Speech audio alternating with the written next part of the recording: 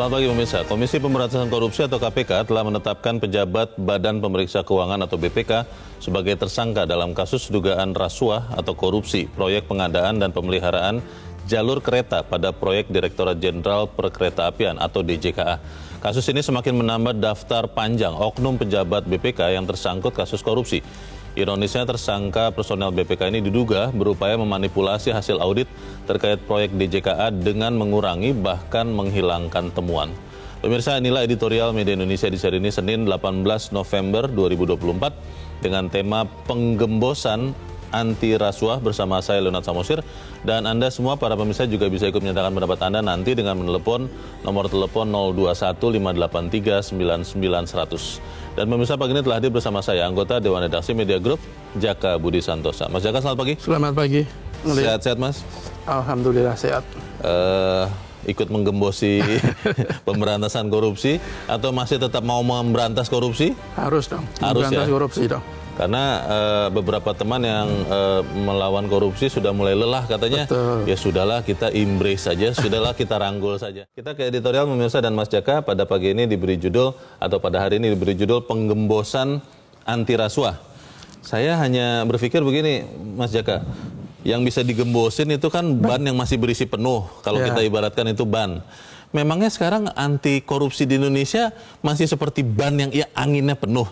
Bukannya memang bannya sudah kempes sama sekali, tidak bisa lagi digembosin? Maksud editorial apa Mas Jaka? Ya sebenarnya ban sudah kempes karena airnya sudah banyak keluar. Itu pun masih digembosi oleh para penggembos kan, termasuk di BPK. Oke. Di BPK kan KPK menetapkan salah satu pejabat BPK.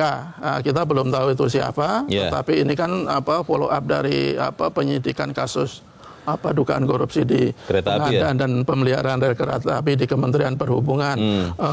Sebelumnya sudah ada beberapa pegawai, ada 7 auditor yang diseret ke meja itu dalam kasus yang sama. Auditornya BPK ya? Ya, yang sekarang ini pejabat. Kita tidak tahu apakah itu kepala perwakilan atau anggota, pimpinan, tersangka dan kita tunggu. Tetapi apapun ini menunjukkan bahwa BPK yang sebenarnya menjadi lembaga dalam tanda kutip pengawas karena dia memeriksa keuangan, tapi justru oknum-oknumnya terlibat langsung atau dalam pusaran penyimpangan keuangan itu. Agar makan tanaman. Agar makanan tanaman kalau kita tegaskan di editorial ini. Dan ini bukan kali pertama. Sebelum-sebelumnya itu sudah terjadi juga. Bahkan kalau kita lihat itu ada puluhan baik itu auditor maupun pimpinan yang terjerat kasus korupsi di BPK. Mereka yang seharusnya mengamankan uang negara tetapi malah ikut menggarong uang negara. Itu dia. Inilah yang betul-betul memprihatinkan, dan ini menunjukkan bahwa korupsi, betul kata Pak Prabowo kemarin, ya sudah menjadi kanker.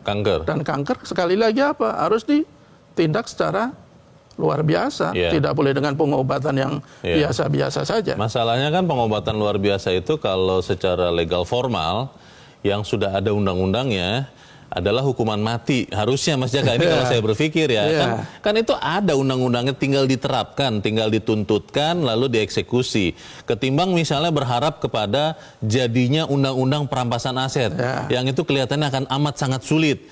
Kenapa itu tidak juga kita lakukan? Apakah itu orang lebih mementingkan hak asasi manusia koruptor yang sudah jelas-jelas terbukti menggarong uang rakyat daripada kemudian membiarkan negara ini boncos seboncos-boncosnya? Kita akan bahas itu Mas Jaka, dan pemirsa, inilah editorial Media Indonesia untuk hari ini Senin 18 November 2024, penggembosan anti rasuah.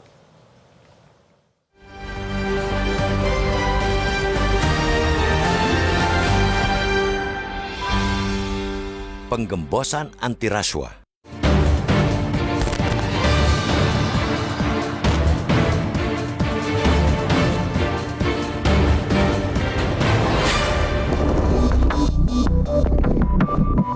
Lagi-lagi, personel Badan Pemeriksa Keuangan atau BPK tersangkut kasus korupsi. Komisi Pemberantasan Korupsi atau KPK kemarin menyebut telah menetapkan pejabat BPK sebagai tersangka dalam kasus dugaan rasuah dalam proyek pengadaan dan pemeliharaan jalur kereta pada proyek Direktorat Jenderal Perkeretaapian atau DJKA, Kementerian Perhubungan. Tersangka dari BPK, menurut juru bicara KPK Tessa Mahardika, berupaya memanipulasi hasil audit terkait proyek DJKA dengan mengurangi atau bahkan menghilangkan temuan. Sebelumnya pada 2023, 7 auditor BPK telah diseret ke meja hijau dalam kasus yang sama. Praktek manipulasi hasil audit boleh dibilang modus yang biasa dilakukan pelaku rasuah dari BPK. Itu menjadi sebuah ironi. BPK sebagai lembaga yang berhak menghitung dan menetapkan kerugian keuangan negara akibat tindak korupsi nyatanya juga termasuk langganan penyumbang aktor rasuah. Sudah puluhan personel BPK, mulai dari para auditor sampai pimpinan BPK yang terjerat kasus korupsi sepanjang 2009 sampai 2024 atau 15 tahun belakangan. Tahun ini pun, anggota 3 BPK Aksanul Kossasi dinyatakan terbukti melakukan rasuah dalam kasus korupsi proyek pengadaan menara BTS Kementerian Komunikasi dan Informatika atau Kemenkominfo. Vonis terhadap Aksanul menuai kritik tajam.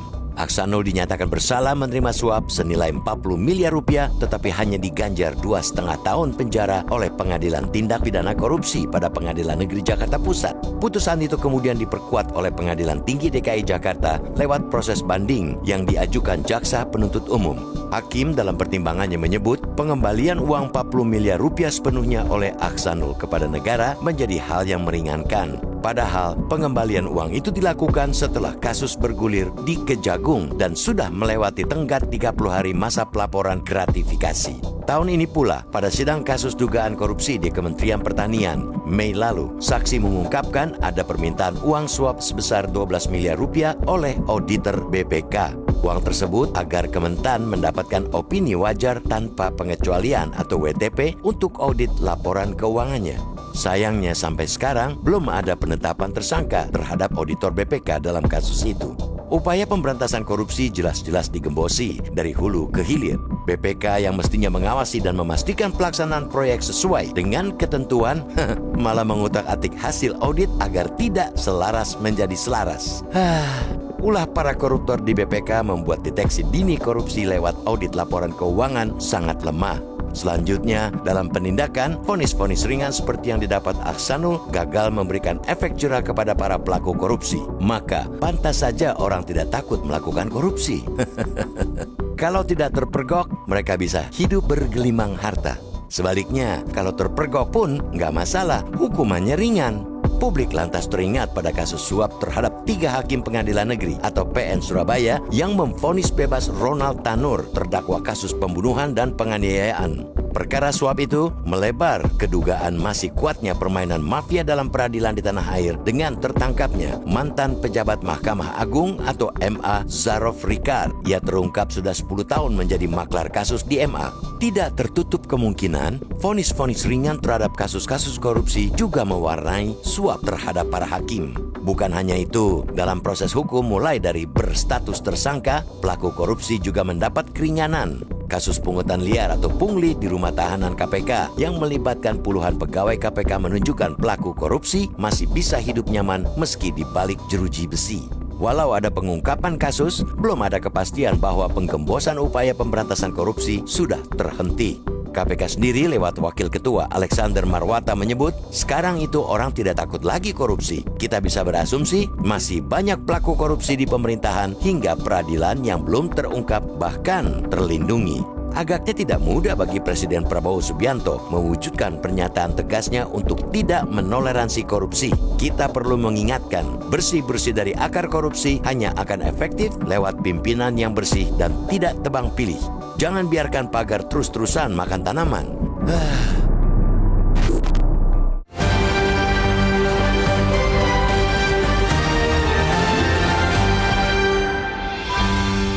Di bagian berikut Anda bisa ikut menyatakan pendapat Anda terkait editorial pagi ini. Pemirsa, untuk saat ini tetaplah bersama kami.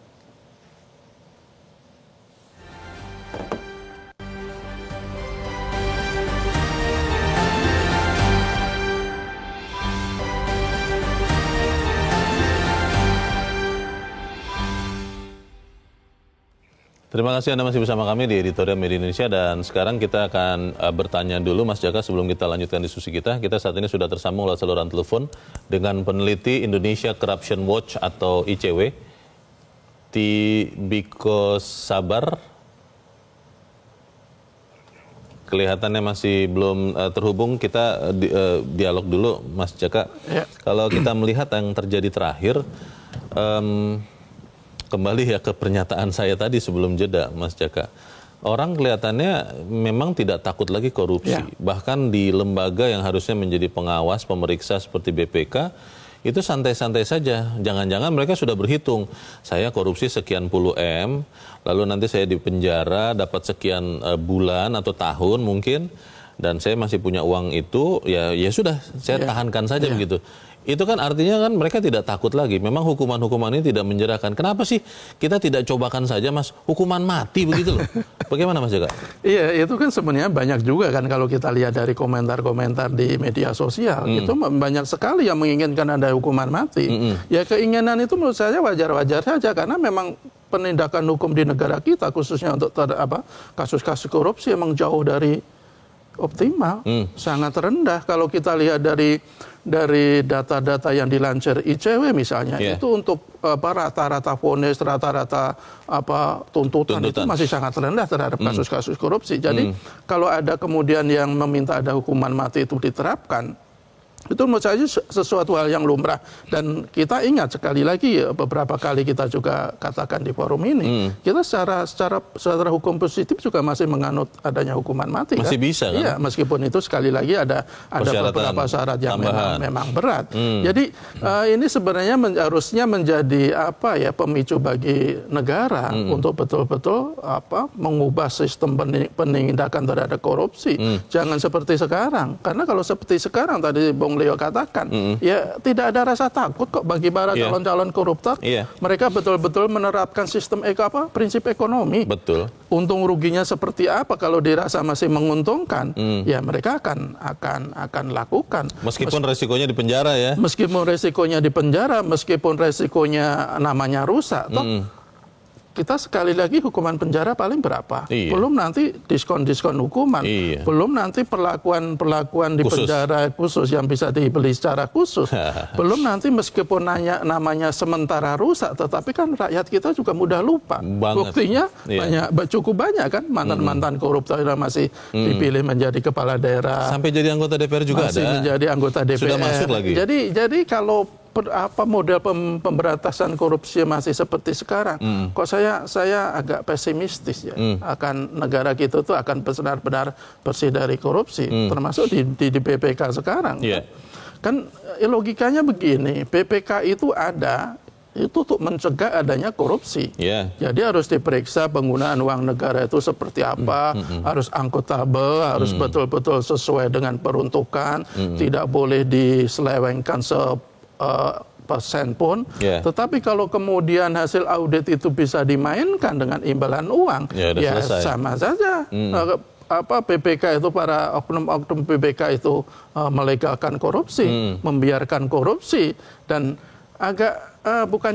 sangat ironis ketika kewenangan yang begitu besar untuk melakukan pemeriksaan justru diperdagangkan, dijual belikan dengan harapan mereka mendapatkan uang yang tidak sedikit juga. Kalau kita lihat faktanya sekarang kan, Mas Jaka, dulu kita amat sangat, minimal saya lah ya, tapi saya rasa juga masyarakat banyak yang merasakan hal yang sama. Kita amat sangat percaya, amat sangat mengandalkan KPK.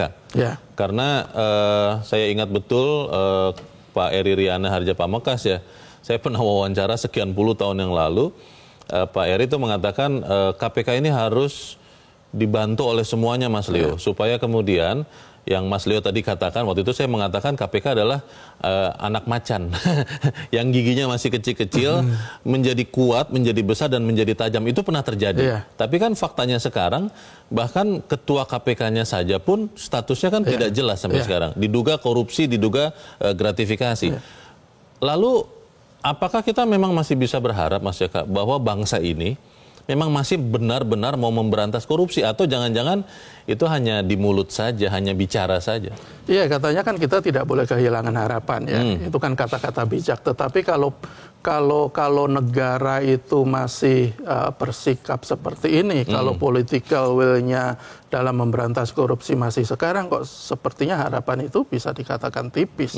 Dan tadi kalau KPK misalnya, ya kita apresiasi lah akhirnya dia bisa menetapkan pejabat BPK sebagai tersangka. Tetapi kan itu masih jauh dari yang semestinya mereka lakukan sebagai lembaga yang khusus untuk memberantas korupsi. Tetapi apa yang dilakukan sekarang kan ya tidak baik-baik amat kan. Betul. Apalagi kalau dibandingkan dengan institusi hukum lainnya yang dulu dianggap tidak maksimal. Dulu dianggap tumpul dalam memberantas korupsi, makanya dibentuk KPK. Tapi sekarang kan kecenderungannya terbalik nih. Hasil-hasil survei itu menunjukkan justru KPK itu berada di paling bawah di antara para penegak hukum untuk kredibilitas publiknya. Malah merosot ya? Malah merosot tajam. Di bawah polisi, Kejagung juga gitu? Betul, di bawah Kejagung, di bawah polisi, bahkan di bawah MK yang sempat belur karena kasus Paman itu kan. Jadi ini semestinya ya, tapi kita juga berkali-kali menganggap ini sebagai momentum. Ya mudah-mudahan mereka memanfaatkan setiap momentum itu untuk memperbaiki diri, termasuk di BPK ini kan. Semestinya ini menjadi pelajaran berharga bagi para pegawai BPK, auditor BPK, pimpinan BPK bahwa apa yang mereka lakukan itu ya merugikan negara, merugikan rakyat, dan konsekuensinya akan berurusan dengan hukum. Cuman persoalannya adalah apakah sudah ada efek jerah? Apakah sudah ada sistem untuk paling tidak meminimalisasi praktek-praktek korupsi di BPK? Itu yang jadi pertanyaan besar kita kan. Ya kalau kita katakan, tegas kita katakan ya belum.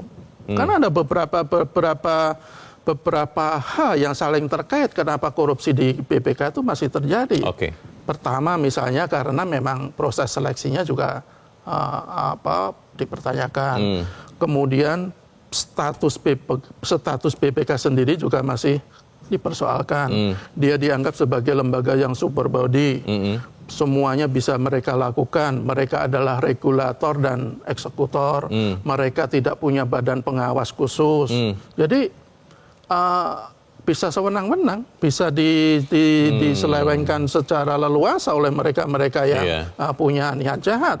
Dan ujungnya adalah penindakan hukumnya terhadap mereka yang melakukan korupsi juga masih sangat lemah. Kalau kita lihat terakhir, coba vonis untuk seorang pimpinan BPK, Aksanul Kossasi, dia korupsi 40 miliar, divonisnya 2,5 tahun. Ya kalau kita bayangkan secara logika publik kok jauh ya, tidak masuk akal gitu. Jangan-jangan memang ada yang merasa bahwa memang korupsi ini bagian dari budaya bangsa yang harus dilestarikan. Tapi apakah begitu? Kita akan coba bertanya Mas Jaka dan pemirsa. Kita sekarang akan mencoba menghubungi peneliti Pusat Kajian Anti Korupsi atau PUKAT UGM, Zainur Rohman. Mas Zainur, selamat pagi. Selamat pagi Bang Leonard. Ya Mas Zainur, setiap ketemu Mas Zainur kan kita bicaranya korupsi ya. Dan hampir selalu ada korupsi baru. Di sini konteksnya adalah penetapan tersangka oleh KPK kepada oknum pejabat Direktorat Jenderal Perkeretaapian, tapi juga ada tersangka dari BPK. Pertanyaannya Mas Zainur, Anda masih terheran-heran atau menjadi sesuatu yang biasa sih kalau ada penangkapan pejabat yang korup seperti ini Mas Zainur? Ya tentu tetap sedih ya Bang Leonard ya. Kenapa? Karena seperti tidak ada habisnya nih. Apalagi kalau tadi disebut institusi BPK, Badan Pemeriksa Keuangan. Ini kan institusi dalam tanda kutip pengawas yang melakukan tugas pemeriksaan terhadap keuangan negara. Tetapi justru banyak sekali kasus-kasus korupsi itu yang melibatkan auditor BPK. Bahkan sampai level kepada anggota seperti di kasus BTS, di kasus dulu di Bogor, kemudian di Papua, di Sumatera gitu ya. Ini juga kemungkinan akan juga terkait dengan DPKA, akan terkait juga dengan kasus-kasus lain. Artinya ini ternyata yang mengalami kerusakan tidak hanya KPK, yang mengalami kerusakan tidak hanya kementerian-kementerian yang di mana terjadi korupsi, tetapi justru juga lembaga pemeriksa keuangannya gitu ya. Jadi kalau kita lihat ini sudah menyeluruh nih, eksekutif, legislatif, yudikatif. Paripurna ya. Sebenarnya kalau dari sisi konsep, kalau dari sisi konsep itu BPK itu sebenarnya kepanjangan tangan dari legislatif untuk melakukan fungsi controlling di bidang keuangan. Artinya ini menjadi pertanyaan, korupsi berturut-turut di BPK ini apakah ada tindakan nyata yang terprogram untuk memperbaiki diri. Saya lihat sampai sekarang belum ada, Bang Leonard. Dan ini cukup meresahkan. Ya, Mas Zainur, ini kalau editorial kan melihat ada berbagai kasus korupsi di berbagai institusi ya. Kita terakhir terkaget-kaget juga dengan mantan pejabat MA, Zarofrikar yang punya uang hampir 1 triliun. Kita juga melihat ada beberapa kasus korupsi di tempat lain. Saya merasa Mas Zainur ketika KPK sebagai Kopassusnya, Komando Pasukan Khusus Pemberantasan Korupsi itu sudah kena hantam begitu rupa, saya sangat tidak yakin dengan institusi lain. Pertanyaan saya adalah Mas Zainur, kalau kita sudah tidak sanggup lagi melawan korupsi, bagaimana kalau korupsi ini kita nyatakan sebagai budaya saja, lalu kita tidak usah lagi usahakan menghukum, apalagi menghukum maksimal, supaya kemudian bangsa ini berjalan lebih damai begitu, Mas Zainur. Bagaimana, Mas?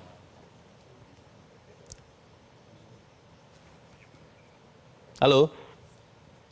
Halo, Bang Leonard. Ya, bagaimana Mas Zainur? Kalau kita kemudian akhirnya harus menerima sajalah korupsi ini bagian dari budaya. Budaya kan katanya harus dilestarikan ya sebagai bangsa yang besar. Bagaimana Mas Zainur? Iya, memang sebagian orang sudah seperti hampir putus asa begitu ya kalau kita membahas tentang korupsi. Tapi tentu ya tidak boleh kita benar-benar berputus asa begitu ya. Kita masih tetap harus punya harapan bahwa pemberantasan korupsi itu akan dilakukan. Nah, pertanyaannya kan gini Bang Leonard. Dalam kondisi yang sudah sangat akut seperti sekarang, siapa yang harus melakukan pemberantasan korupsi? Ya menurut saya Panglima Pemberantasan Korupsi itu harusnya adalah Presiden. Yeah. Ya, kenapa Presiden adalah kepala negara, kepala pemerintahan dengan power yang sangat besar, sangat luas, termasuk di bidang pembentukan peraturan perundang-undangan. Presiden memegang 50% kewenangan membentuk undang-undang bersama dengan DPR. Artinya kembali kepada komitmen anti korupsi Presiden. Ya, oleh karena itu kita masih menunggu-nunggu nih 100 hari ini apa yang akan dilakukan oleh Presiden Prabowo dalam pemberantasan korupsi. Sudah kita bahas berkali-kali Bang Leonard. Betul. Ada nggak 100 hari ini akan mengembalikan independensi KPK? Dengan cara apa merevisi kembali undang-undang KPK? Ada nggak membuat instrumen yang efektif untuk pemberantasan korupsi, yaitu pengesahan RUU perampasan aset dan RUU pembatasan transaksi uang kartal? Ada nggak agenda reformasi institusi dan aparat penegak hukum, kepolisian, kejaksaan gitu ya? Tentu juga sampai kepada membantu Mahkamah Agung, lembaga yudikatif yang juga sedang kronis juga di dalamnya. Ini sekali lagi, agenda pemberantasan korupsi harus dipimpin oleh Panglima. Panglimanya adalah Presiden. Ya, 10 tahun terakhir Presiden Jokowi kita vonis gagal karena indeks persepsi korupsi itu 10 tahun mandek. 2014 itu 34, 2023 tetap 34. Nah, kita berharap Presiden Prabowo tidak mengulangi kesalahan Presiden Jokowi. Kesalahan Presiden Jokowi menurut saya yang pertama adalah kesalahan Presiden Jokowi adalah menggergaji KPK. Itu kesalahan pertama, sehingga KPK-nya tidak independen, KPK-nya tidak lagi ditakuti, tidak lagi dianggap oleh para penyelenggara negara gitu, tidak bertaji lagi. Oleh karena itu Presiden Prabowo saya harap memperbaiki situasi dengan cara mengembalikan independensi KPK. Biarkan KPK seperti bambu gila dalam tanda kutip, dia akan menggebuk pejabat siapapun dari kelompok apapun yang korupsi. Jangan seperti sekarang, semuanya dipilih-pilih gitu ya. Nah, itu yang kita harapkan dari Presiden Prabowo, Bang Leonard. Baik, kita harus optimis akhirnya Mas Zainur bahwa ketika Presiden Prabowo di mana-mana selalu mengatakan anti korupsi, itu akan segera diikuti tindakan nyata untuk memberantas korupsi. Mas Zainur Rohman, peneliti Pukat UGM, terima kasih sudah mencerahkan kami. Selamat pagi. Selamat pagi. Kembali ketika Mas Jaka, Presiden Prabowo dalam, saya tidak tahu ya, mungkin sudah 10 kali ya mengatakannya di kesempatan-kesempatan terakhir ini untuk memberantas korupsi, kita menunggu tindakan nyatanya. Ada beberapa teman yang bilang, itu hanya omong-omong, tapi saya bilang belum, ini sedang dipersiapkan. Saya menyimpan optimisme itu loh. Bagaimana Mas Jaka? Ya kita tunggulah, mudah-mudahan tidak terlalu lama lagi, meskipun menurut saya sudah semestinya bisa lebih cepat bahwa Pak Prabowo itu tidak hanya sekedar retorika, tetapi harus ada tindakan yang nyata bagaimana memberantas korupsi di negara kita. Ya kita berkali-kali bilang juga, seandainya itu Pak Prabowo itu begitu dilantik dia langsung membuat perpu Undang-Undang KPK, mengembalikan KPK seperti sebelum ada revisi 2000 sebagai lembaga independen. Kemudian juga dia akan memelopori segera disahkannya undang-undang perampasan aset tindak pidana dan uang kartal. Saya pikir itu akan membangkitkan harapan publik, akan meletupkan kembali keyakinan publik bahwa pemberantasan korupsi itu akan kembali ke jalur yang benar. Kalau selama ini ya harus kita katakan pemberantasan korupsi masih di jalurnya bukan di jalur yang lurus, masih bengkak-bengkok, masih berkelok-kelok yang tidak memberikan hasil yang seperti yang kita harapkan. Ya mudah-mudahan Pak Prabowo setelah nanti kembali dari lawatan ke luar negeri, memberikan pidato khusus, dia akan memberantas korupsi secara serius, bahkan kalau bisa dia akan menyatakan pemberantasan korupsi semuanya langsung di bawah saya. Kalau kan ada beberapa kementerian yang dikatakan langsung di bawah dia, kan tidak lagi di bawah Kemenko, kan. Betul. Kalau itu yang dilakukan, saya pikir harapan publik akan kembali terjadi. Lagi ya. Kita harus jeda dahulu, Mas Jaka dan pemirsa, tetaplah bersama kami. Editorial Media Indonesia segera kembali.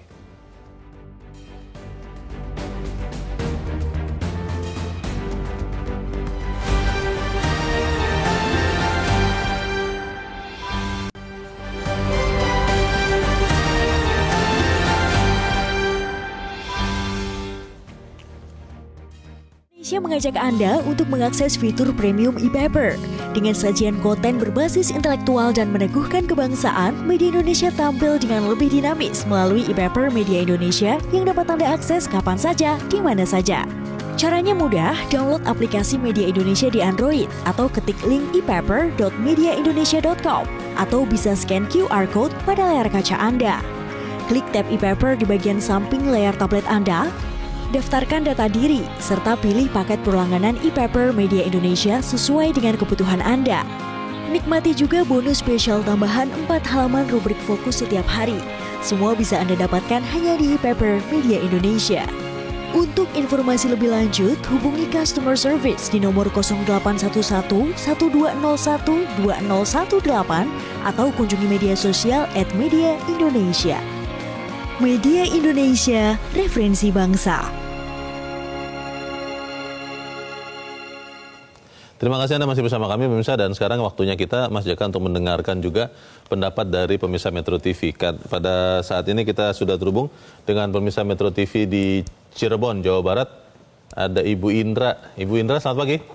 Selamat pagi Bung Leonard Samus dan Bung Jaka Budi Santosa. Assalamualaikum warahmatullahi wabarakatuh, Metro TV. Waalaikumsalam warahmatullahi wabarakatuh. Bagaimana Bu Indra, masih percaya bahwa korupsi itu memang kita tolak, bangsa Indonesia tolak, atau akhirnya kita harus legowo, rela begitu untuk mengatakan bahwa ya ini bagian dari budaya, sudahlah kita tidak usah lawan. Bagaimana Bu Indra?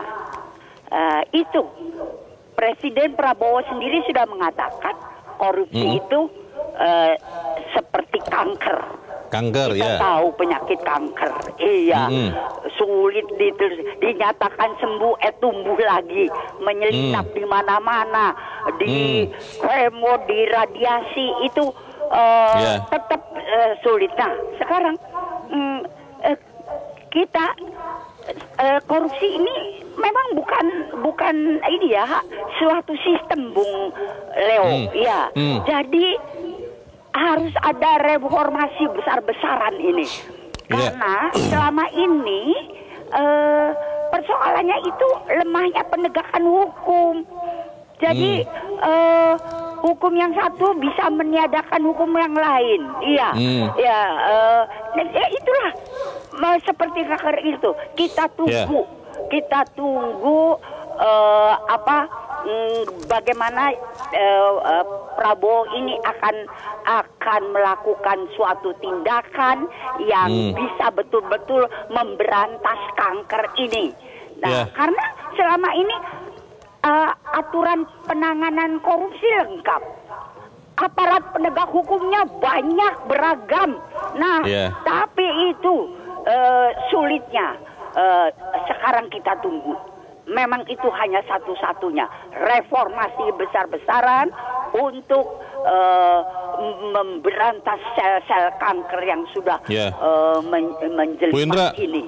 Bu Indra, kalau kita mengikuti apa yang dikatakan Pak Prabowo ya, Presiden Prabowo, bahwa korupsi itu kanker. Tadi Ibu sudah katakan kanker itu bisa diradiasi, bisa di kemo. Kemo itu kan biasanya adalah tindakan yang paling mematikan sel kanker yang juga tidak jarang bisa mematikan pasien. Kita punya semacam kemo untuk korupsi, Bu, hukuman mati, yang itu tidak perlu mengubah undang-undang atau mengadakan undang-undang apapun. Bu Indra setuju tidak, Bu, bahwa memang kita harus beri contoh ada koruptor yang dihukum mati. Bagaimana, Bu Indra? Wah, itu juga dihukum mati, itu kan ada undang-undang yang hukum mati itu juga dilaksanakan setelah 20 tahun kalau nggak salah ya. Ya, ada pemberat-pemberatnya lah, Bu. Nah, iya, itu di Indonesia ini bisa terjadi untuk menghilangkan, lah buktinya Bu Indra berarti setuju kalau ada hukuman mati diberlakukan, Bu, untuk koruptor? Nah, ini pertanyaan yang mesti dijawab hati-hati, Bu Leo. Bu, gampang, Bu, setuju atau tidak itu aja dulu, Bu, supaya kemudian kita sama-sama bisa mengatakan kita tetap harus melawan korupsi, atau ya sudah kita terima saja, kita berdamai dengan korupsi. Begitu loh, Bu Indra. Setuju atau tidak, Bu Indra? Ya,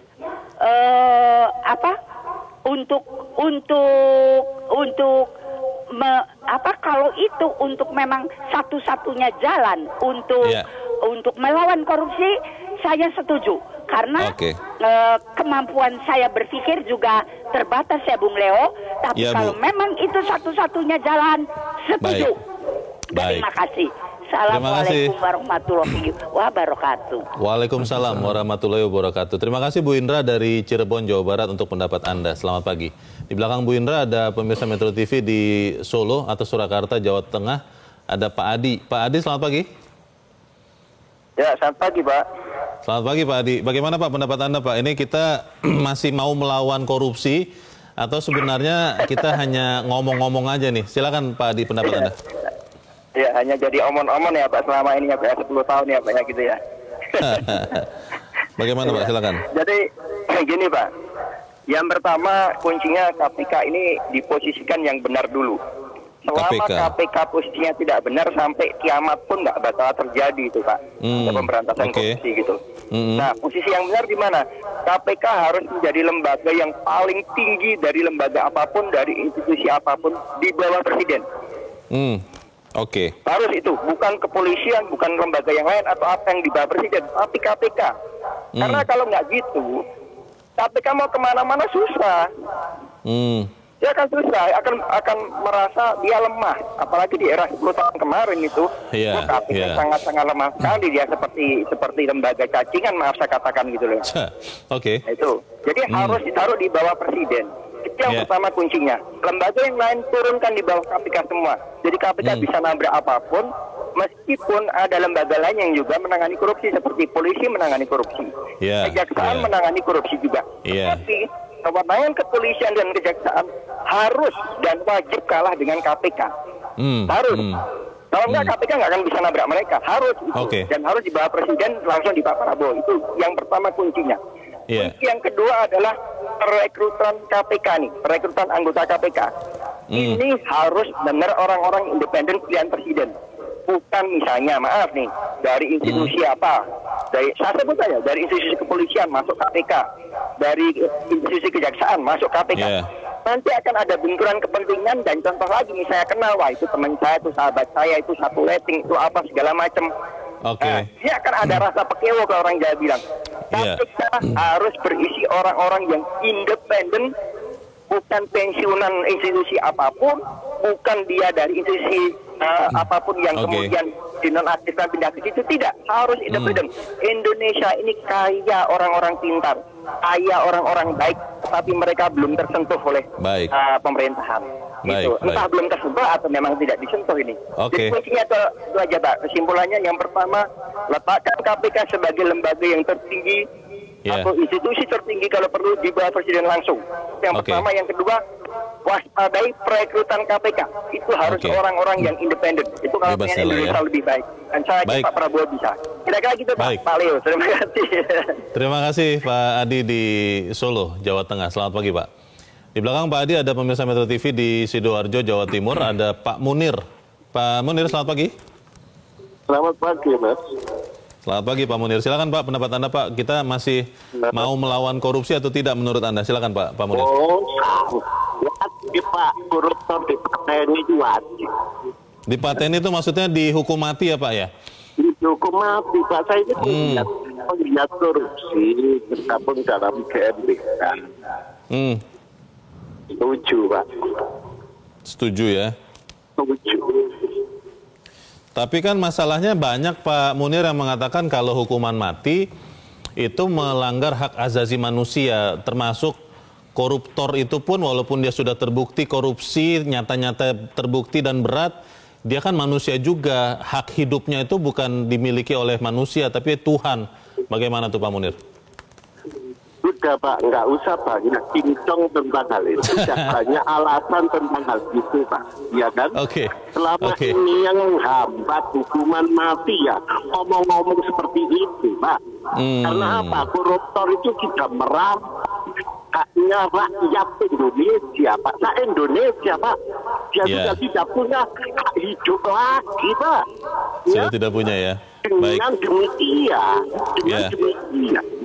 mereka itu dimatikan, nanti kan berkurang, koruptornya kan berkurang dari 100 menjadi 90 menjadi terus-terusan berkurang Pak. Terus hartanya dirampas untuk negara Pak. Kemudian hakim-hakim yang memvonis para koruptor itu ringan Pak, hakimnya juga digantung di Monas Pak. Gitu loh. Saya yakin, saya tadi itu pendapat dengan pendapat Bapak itu, bahwa sekarang ini korupsi, koruptor itu juga tidak takut lagi. Karena apa? Nah, sampean tadi menyatakan hitungan jelas. Saya korupsi berapa miliar, nanti saya dihukum 2 tahun. Sudah berhitung ya. Baik. Uang saya masih banyak. Jadi harus ada aturan jelas. Baik. Contoh aturan jelas itu gini Pak. Baik. Korupsi 5 miliar. Ya. Aturan yang seperti apa nanti akan kita bicarakan. Terima kasih Pak Munir di Sidoarjo, Jawa Timur untuk pendapat Anda. Selamat pagi Pak. Para pemirsa sudah geram sebetulnya Mas Jaka, tapi kita harus jeda dahulu dan pemirsa tetap bersama kami. Editorial Media Indonesia segera kembali.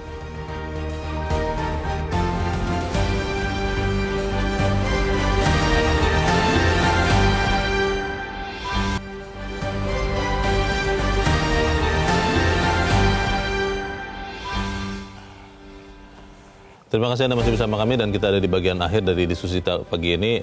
Mas Jaka, tadi Bu Indra dan Pak Munir setuju kalau salah satu caranya adalah menghukum mati koruptor. Pak Adi tadi mengatakan KPK harus diperkuat lagi. Bagaimana Mas? Iya, kalau soal hukuman mati ini kan sebenarnya kan menunjukkan bahwa ya masyarakat itu sudah betul-betul geram. Geram kenapa? Geram karena ya tidak ada takut-takutnya koruptor itu. Geram kenapa? Karena ya apa yang dilakukan negara itu ya tidak efektif lah, masih terlalu lemah lah. Bahkan kalau kita lihat beberapa hasil survei sebelumnya, itu mayoritas publik itu setuju hukuman mati kepada koruptor. Survei yang dilakukan Kemenkumham kalau tidak salah tahun 2022 itu lebih 80% hukuman mati. Setuju untuk koruptor? Setuju. Untuk koruptor dan untuk beberapa tindak pidana berat lain, kecuali kalau tidak salah itu untuk teroris, itu masih kurang setuju. Dan ini menunjukkan bahwa ya negara itu harus mengubah mindsetnya, mengubah political will-nya, bahwa korupsi itu betul-betul sudah menjadi musuh yang luar biasa, dan dia harus ditangani secara luar biasa. Tidak seperti sekarang ya masih biasa-biasa saja, bahkan dengan upaya yang justru melemahkan diri seperti tadi dikatakan oleh beberapa penelpon. Ketika KPK justru dilemahkan, ketika KPK yang mestinya harus dikuatkan justru digergaji. Jadi ada semaram paradoksal kenapa korupsi kita itu masih berkembang luar biasa. Di satu sisi apa yang dilakukan para koruptor dan calon koruptor itu tidak ada takut-takut lagi, tetapi di sisi yang lain negara dan para penyelenggara negara itu memandangnya sepertinya masih biasa saja. Tadi seperti Pak Adi kalau tidak salah yang di Solo, itu kan dia ingin katanya KPK itu di bawah presiden. Itu kan menunjukkan bahwa aspirasi salah satu aspirasi yang ya semestinya KPK itu betul-betul kuat, tetapi kok kami ya kurang sepakat kalau di bawah presiden, karena takutnya malah KPK itu dimanfaatkan oleh presiden untuk kepentingan mereka. Ya, harus independen, benar-benar independen. Ya kalau presidennya bagus, kalau presidennya tidak bagus, itu kan justru menjadi senjata presiden untuk menekan lawan-lawan politiknya. Diselewengkan, kan? Bisa diselewengkan kalau di periode 10 tahun terakhir kan ada banyak sekali isu-isu seperti itu kan. KPK dijadikan alat pemukul lawan politik, tapi untuk merangkul teman-teman politik itu yang kita khawatir. Kalau mau KPK itu harus betul-betul independen, tapi punya kekuatan yang sangat kuat. Tidak boleh ada intervensi dari pihak manapun, dan yang paling penting adalah diisi oleh orang-orang yang tadi Pak Adi katakan, diisi oleh orang-orang yang betul-betul sekelas setengah dewa lah. Tidak punya kepentingan duniawi yang akan menggerogoti integritas mereka. Oke, kita harap apa yang kita bicarakan di sini, Mas Jaka, tentunya juga menyumbang pemikiran dan tindakan supaya kemudian anti korupsi ini tidak terus tergembosi, supaya kita tidak harus mengatakan bahwa korupsi adalah budaya Indonesia. Mas Jaka, terima kasih sudah hadir tempat ini. Sama-sama. Selamat pagi. Selamat pagi. Pemirsa, agaknya tidak mudah bagi Presiden Prabowo Subianto untuk mewujudkan pernyataan tegasnya untuk tidak menoleransi korupsi. Kita semua perlu mengingatkan bahwa bersih-bersih dari akar korupsi hanya akan efektif lewat pimpinan bersih dan tidak tebang pilih. Ya, komitmen itulah yang harus dijalankan untuk membebaskan Indonesia dari penyakit korupsi. Saya Leonard Samusim, terima kasih Anda sudah menyimak editorial Media Indonesia untuk pagi ini. Terus jaga kesehatan Anda, terus jaga nurani Anda. Selamat pagi, sampai jumpa.